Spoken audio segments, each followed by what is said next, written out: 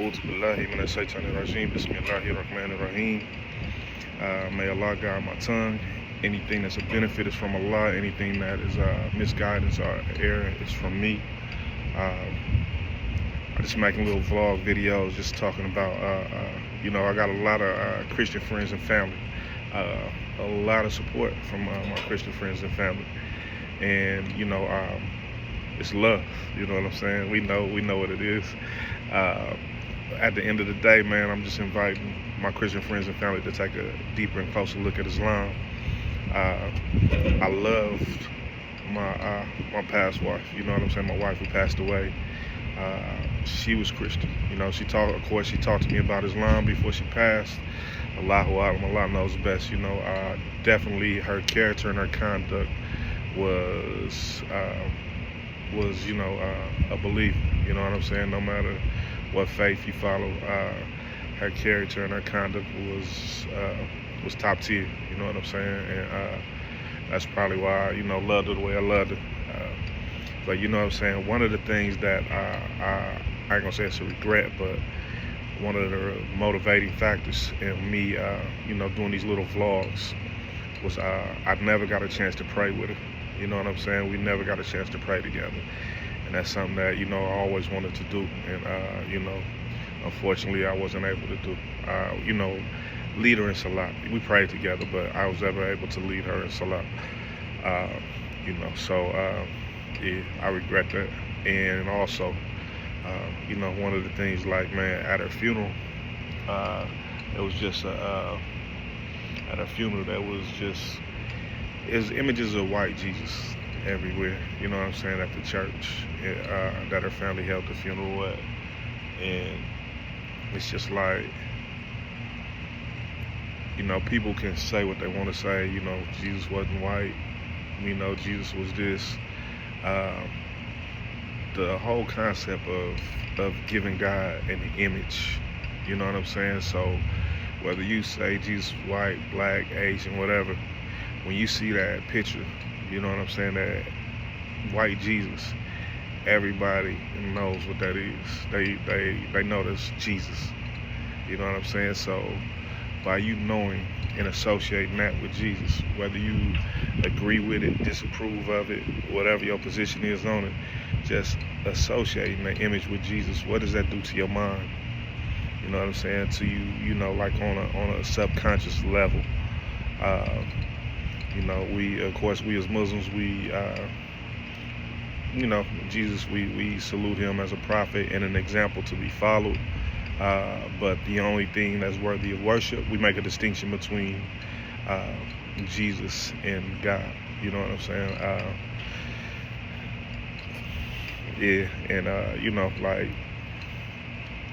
People say, I've heard the argument say, okay, by us not believing that Jesus was God, that we are limiting God because God can do anything. God can be Jesus if he wanted to. You know what I'm saying? I've heard that logic, you know what I'm saying, or that argument before. And it's funny because as Muslims, we get criticized for saying that God is the greatest and nothing is equal or comparable to God. So imagine you got a group of people who believe in God, who worship God, who dedicate their lives to trying to serve God and obey God's commandments, and live life in a fashion that no matter what your faith and belief or religion is, God would approve of. But simply because we don't connect Jesus to God, we are frowned upon and look. It's like there's a people think we ain't gonna go to heaven. People think that we will not receive, God's mercy on the day of judgment. God created Jesus. You know what I'm saying? The creator is greater than the created. Anything, like if that BMW, it could be a part of me or whatever, or an extension of me, I could create it, and it could be a great creation, but I'm greater because I created it. And so that's what, the creator and the creation are not equal. I posted a video of a brother, I forget the brother's name, brother out of Atlanta, but it's on my page, and you can see where he goes into depth about Tawheed And I just want people to understand Tawheed. You know what I'm saying? Tawheed is like just God. God is the greatest. And you know, when we say God, now we define God. God is the creator and sustainer of everything in existence. Uh, he wasn't created. He doesn't need substance, but he sustains everything and he creates everything. You know, he doesn't need sleep nor rest. You know, these are all things that apply to creation and not God. So, you know, I just want people to understand that, man. And like, you know, historically, man, just look at Christianity. Christianity became our faith, no matter how you want to call it, due to slavery. Uh, you know, our ancestors, I became Muslim and embraced Islam because I did studying, like, from a nationalistic perspective. I was on some black nationalism. And, you know, by doing, like, the black nationalism, of course, I always loved Malcolm. I don't know, as a kid, I was just drawn to Malcolm. So I always loved Malcolm. But in my studies of black nationalism, I started looking into who were my ancestors before slavery. And in that study and in that course, I came to know that a lot of West Africa, even to this day, a lot of the population is Muslim. There's a strong Islamic population in West Africa. Not everybody was Muslim, but there's a big and huge Muslim population and community in West Africa. So, you know, based on that, Malcolm, you know, identifying, like, you know, the history, the Islamic empires who, you know, ruled and thrived in West Africa. And then, you know, we watched a documentary that they used to play every year during Black History Month, I believe.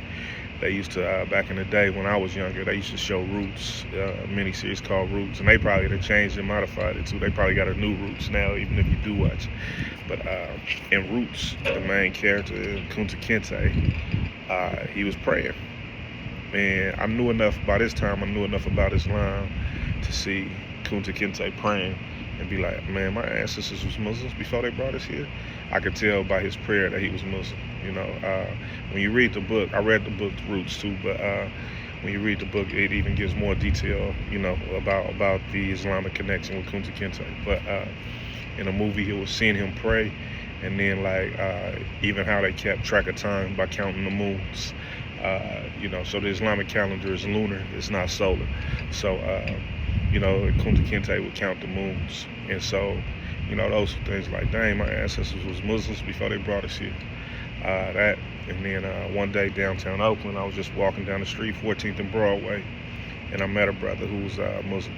And, you know, a lot of people was, his name was Jabril. You know, imagine that I got brought to Islam by a brother named Jabril, alhamdulillah. But it was, you know, a brother on the corner giving a kuba, like, and he was talking kind of in the tradition of Malcolm. You know, I call that Malcolm's tradition, getting outside, being outside, and talking to the people. Everybody was walking by, not too many people was paying him attention.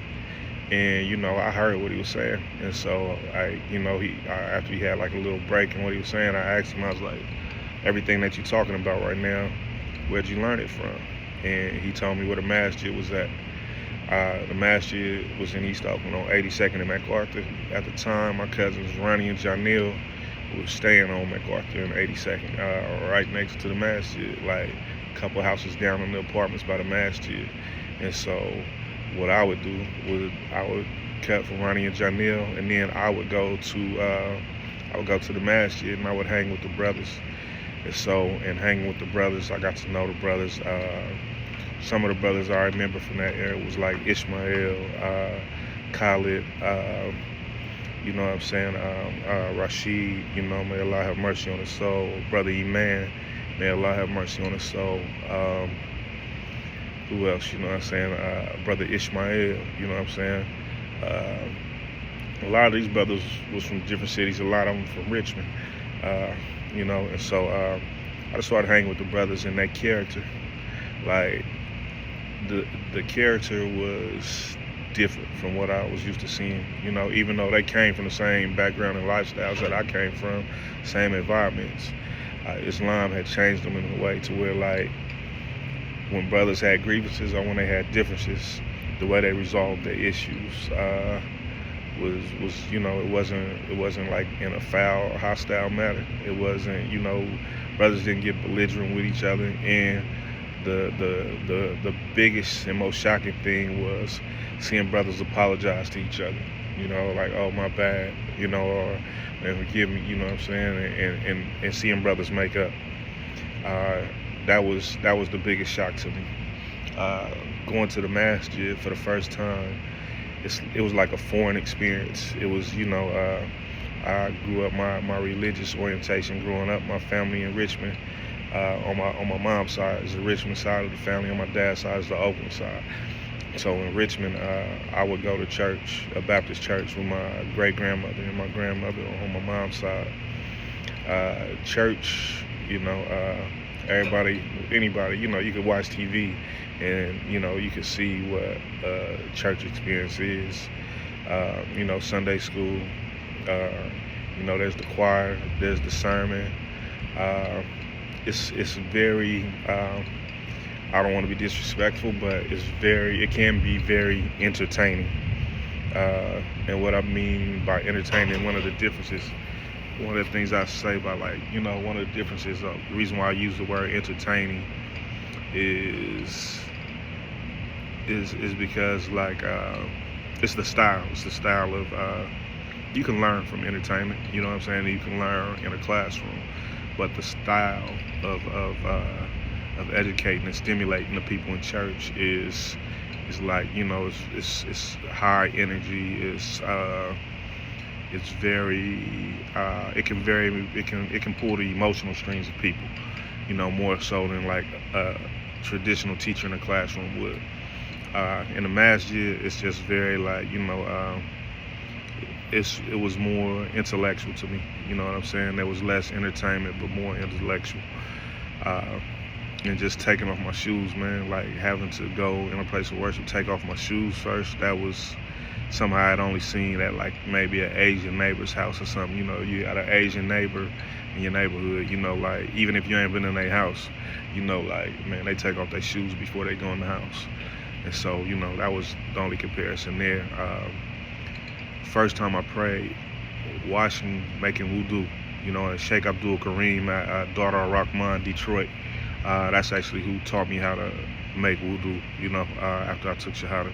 May Allah reward him.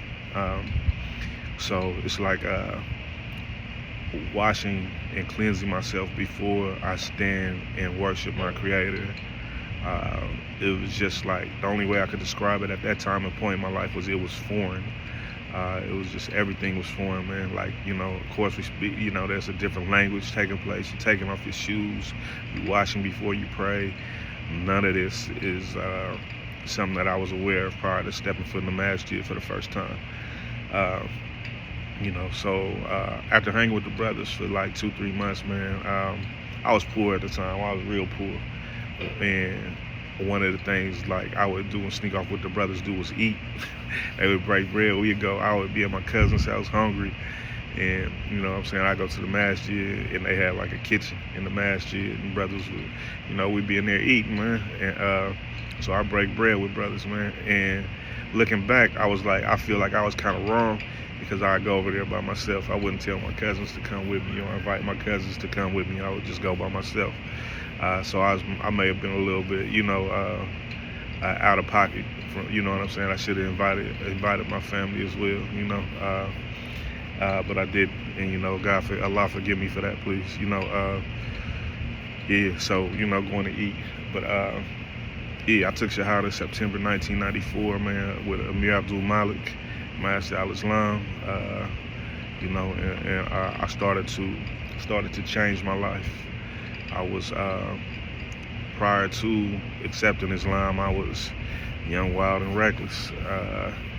Young, wild, and reckless. I didn't care about nobody but my friends. If you wasn't one of my friends, I had no caring bone in my body, like, about you. But at the same time, I say that I wasn't like the the worst. I wasn't the worst. I still had a lot of good qualities about